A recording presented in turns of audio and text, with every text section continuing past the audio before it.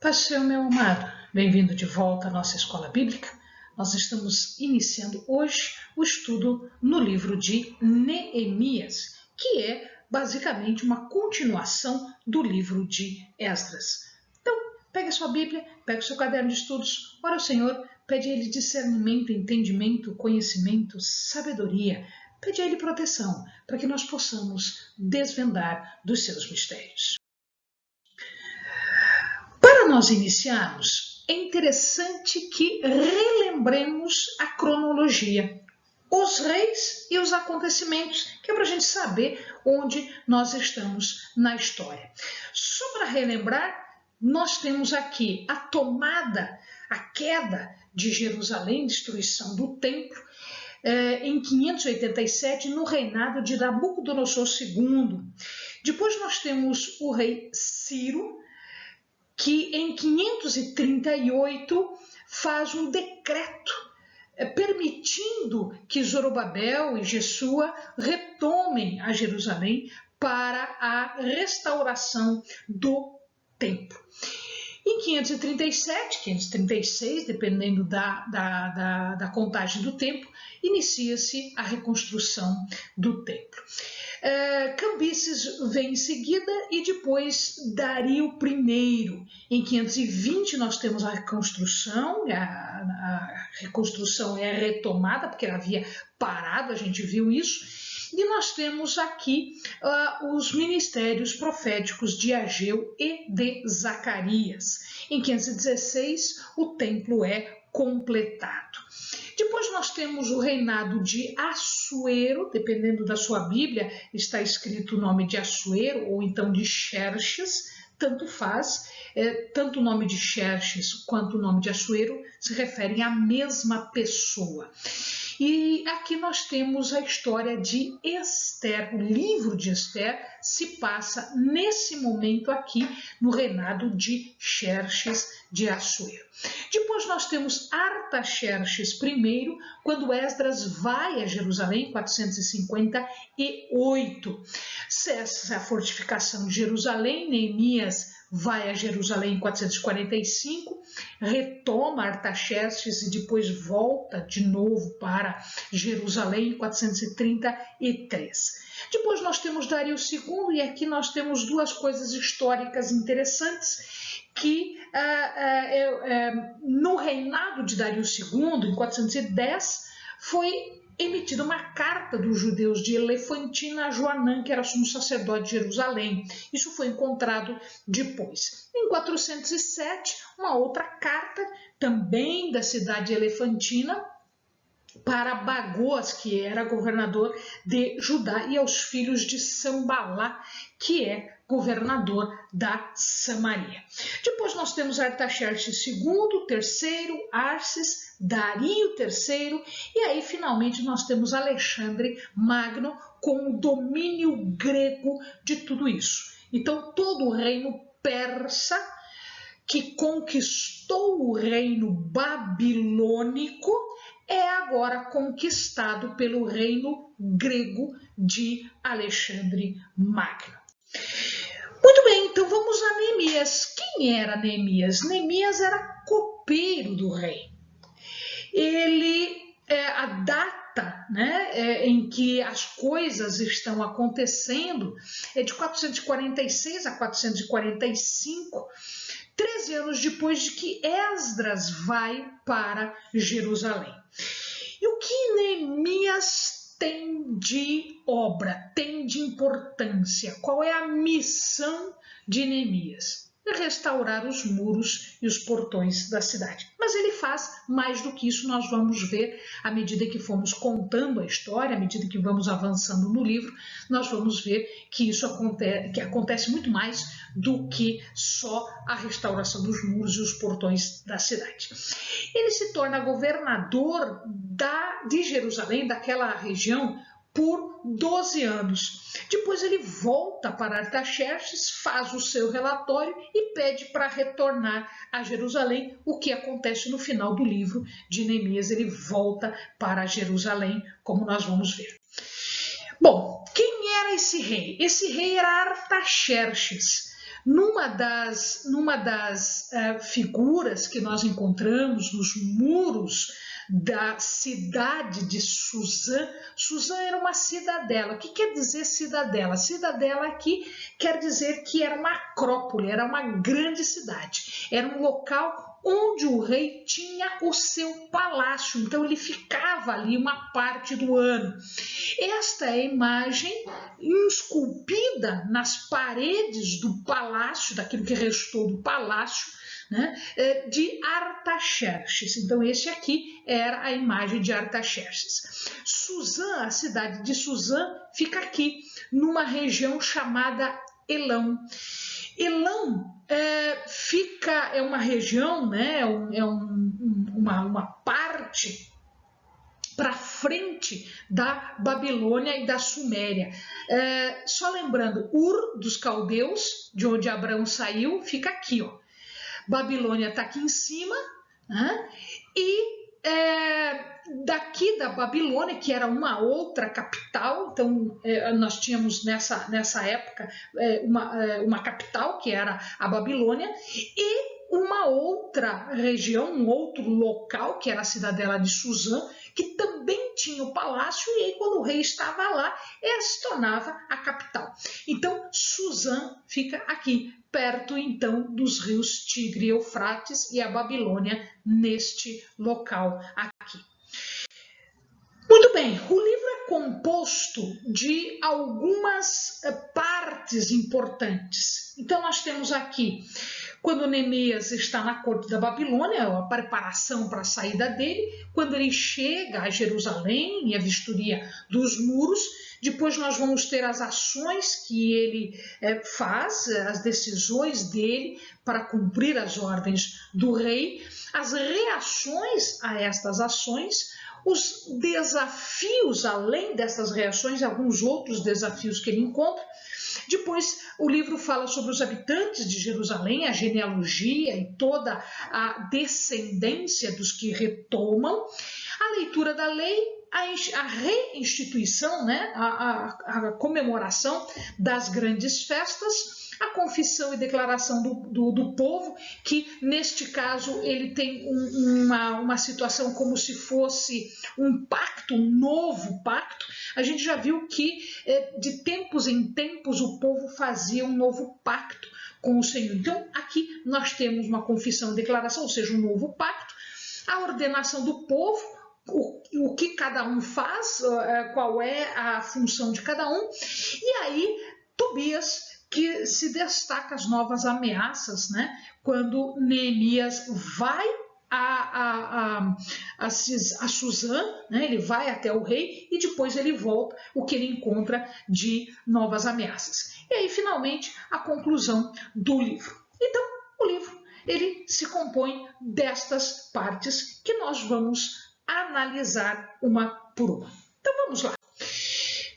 Na corte da Babilônia, como nós vimos, Neemias tinha uma posição importante. Como assim era a posição importante? Ele via o rei todo dia.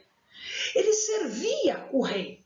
Ele era o copeiro-mor. O que quer dizer isso? Quer dizer que quando o rei bebia alguma coisa, era ele que experimentava. E ele experimentava exatamente para evitar que o rei fosse envenenado.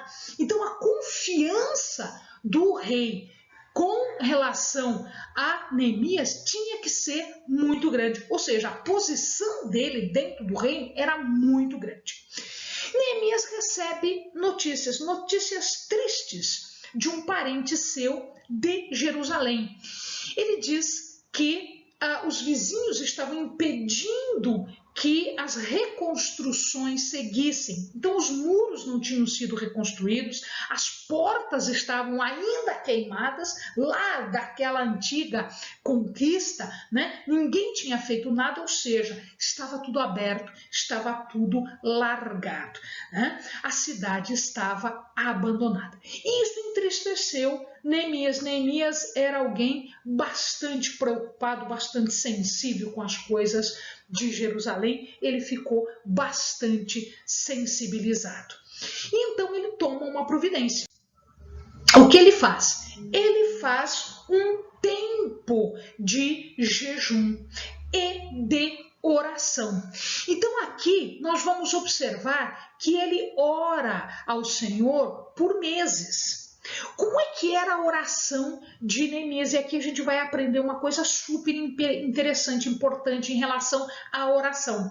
A oração de Neemias tinha uma estrutura. Neemias era um escriba, e Neemias entendia da lei. Então nós vamos agora aprender com Neemias qual é a estrutura de uma oração. A oração, segundo Neemias, ela começa com uma adoração. Então nós vamos ver na Bíblia, o amado vai ver lá, já no início, já no primeiro capítulo, Neemias lembra da aliança de Deus com o povo. Neemias adora a Deus porque este Deus é um Deus de aliança. É um Deus que está em contato com o povo e está em aliança com o povo. Num segundo momento, ele confessa tanto a sua culpa pessoal quanto a sua culpa coletiva. Por quê? Eles estavam cativos, eles estavam longe de Jerusalém, longe da sua terra, exatamente por idolatria, exatamente por uma culpa. E ele admite isso. E ele admite isso e pede desculpas, ele pede perdão não só pelos seus pecados, mas também pelo pecado coletivo, o pecado que os fez sair da sua terra. Agora eles estavam voltando, mas era preciso confessar que Deus fez tudo isso em retribuição ao pecado, por inúmeras vezes que Deus tentou fazer com que o povo voltasse, o povo não voltou. Então ele reconhece a culpa, tanto a culpa dele quanto a culpa coletiva. E agora veja, ele vai resgatar a promessa. Deus não havia feito uma promessa? Sim. Ele disse o seguinte: se o povo fosse infiel, o povo iria para o cativeiro. E de fato foi. Entretanto, essa é uma parte da promessa. Porque a promessa pode ser boa, pode ser ruim. Essa é uma parte da promessa. O povo foi infiel, foi para o cativeiro. Cumpriu-se a promessa. Cumpriu-se o plano aqui de, se você não retoma a Deus, então vai para o cativeiro. Mas existe uma segunda parte. Quando o povo em cativeiro ora, se coloca na posição correta, pede perdão, ele retoma, ele se converte do seu mau caminho, Deus vai permitir o retorno deste povo e vai dar a bênção. Então, na verdade, assim, ele vai dizer, a promessa é essa. Nós fomos infiéis? Sim. Então, estamos cumprindo agora a maldição, estamos cumprindo agora a pena por sermos infiéis, por sermos idólatras. Só que a promessa tem uma segunda parte. Se eu retomo, então eu retomo também a aliança com Deus, eu retomo também as bênçãos, eu retomo também a relação benéfica com Deus e voltamos para a nossa casa em bênção, em harmonia. E aí então, já conversado tudo, feita a adoração, que é a primeira coisa que se faz, feita a confissão, pedindo perdão dos pecados, relembrando a promessa, ele está pronto para fazer o pedido. E qual é esse pedido? Ele pede pela providência de Deus. Ele pede para ele que ele seja afortunado, bem-sucedido no plano dele e pede que Deus abençoe, inclusive, a obra depois de ser permitido que ele vá para Jerusalém. O que acontece é que ele fez jejum, ele fez oração por um tempo, por 4 meses, diz a palavra. Mas Deus estava com ele o tempo todo. Deus já estava colocando no coração dele o que ele devia fazer e a estratégia para ele fazer isso. Então, em paralelo, Deus toca no coração do rei. Imagina se o rei vai ficar percebendo, vai ficar olhando o semblante de quem lhe serve de quem está lhe servindo um cálice de vinho, um cálice de água, né? Imagina se o rei vai perceber isso. O rei tem muito mais o que fazer, ele não vai ficar olhando para Neemias. Mas Deus toca o coração do rei e o rei percebe que Neemias está triste, percebe que existe alguma coisa errada com Neemias. E ele pergunta. Nesse momento, Neemias fica temeroso. Será que eu devo falar? E ele, em silêncio, no seu coração, ele faz uma rápida oração, né? Provavelmente, Senhor, é agora. Senhor, me dá sabedoria para falar, me abre as portas para eu falar, para que o coração dele esteja aberto para aquilo que eu vou falar. Neemias ora e ele vai pedir o impossível. Meu amado, quando nós pedimos o impossível na presença de Deus, em jejum, em oração, em harmonia com o desejo de Deus, Deus nos concede o impossível. Era impossível para Neemias isso, mas ele faz. Ele faz porque ele sabe que Deus estava com ele. E o rei entende. Ele não só entende, como lhe permite e ainda lhe dá tudo o que vai ser possível, necessário para a reconstrução. Ele não sabe o que vai ser necessário, ele diz, pede o que precisa.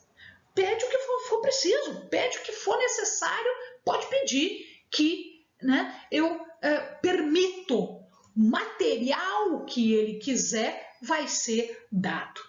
E aqui nós vemos, né, a gente fecha o vídeo com esta colocação. Diz Neemias, graças às graciosas mãos de Deus sobre mim, o rei me concedeu os meus pedidos. Pedidos impossíveis para nós, pedidos impossíveis aos nossos olhos, pedidos impossíveis à nossa vista. Mas para Deus, nada é impossível. Deus toca no coração do mais poderoso dos homens para fazer conforme a sua vontade e fazer conforme os desejos do nosso coração, porque o nosso coração está em harmonia com Ele. Amém, amados? Bons estudos.